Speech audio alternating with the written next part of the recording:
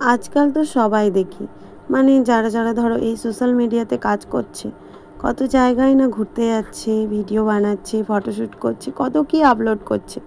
কিন্তু একটা গ্রামের বউই জানে যে তার এই পরিবেশে থেকে এই প্ল্যাটফর্মে কাজ করা কতটা কষ্টকর হয়ে ওঠে। মানে ইচ্ছে থাকলেও না সব কিছু সম্ভব হয়ে ওঠে না, জানো।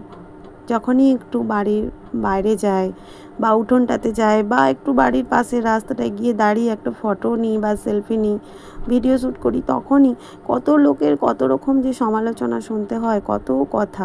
আচ্ছা তোমরা একটা কথা বলো তো, আমি যে এই প্ল্যাটফর্মকে ভালোবেসে কাজ করছি তা বললে কি আমি খারাপ হয়ে গেলাম বলো তো? তোমরাই বলো। কিন্তু এগুলো আর তাদের কে বোঝায় বলো? এটা তো কিছু করার নেই, এটা তাদের যেমন মন মানসিকতা, এটা কেবল তারাই জানে, মানে আমাদের মতো গ্রামের বউয়েরাই জানে যে এটা তাদের মধ্যে কতটা কষ্টকর ব্যাপার হয়ে ওঠে।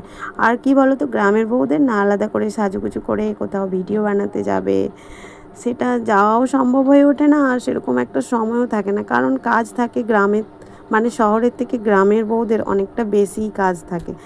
তো কি করব বলো?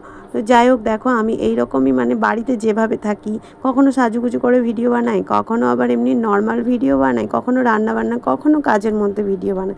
তো তোমরা যে এতটা ভালোবেসে আজ আমার পাশে রয়েছো, সত্যি কথা বলছি, এটা না আমার সবথেকে বড় পাওয়া, অনেক বড় পাওয়া। আর কিচ্ছু চাই না গো বন্ধুরা, তোমরা শুধু এইভাবেই আমার একটু পাশে থেকো। তোমরা পাশে থাকলে হয়তো আমি এগিয়ে যেতে পারবো, এটুকুই আমার বলা তোমাদের কাছে।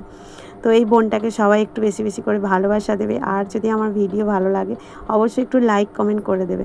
আর কি জানো তো, আমি যদি কোথাও বেরোই, মানে রেডি হই, রিল ঠিক শ্যুট না করলে আমার আবার ঠিক মন ভরে না। তো যাই হোক, কেমন লাগলো ভিডিওটা একটু লাইক কমেন্ট শেয়ার করে দিও। টাটা, সবাইকে ভালো থেকো।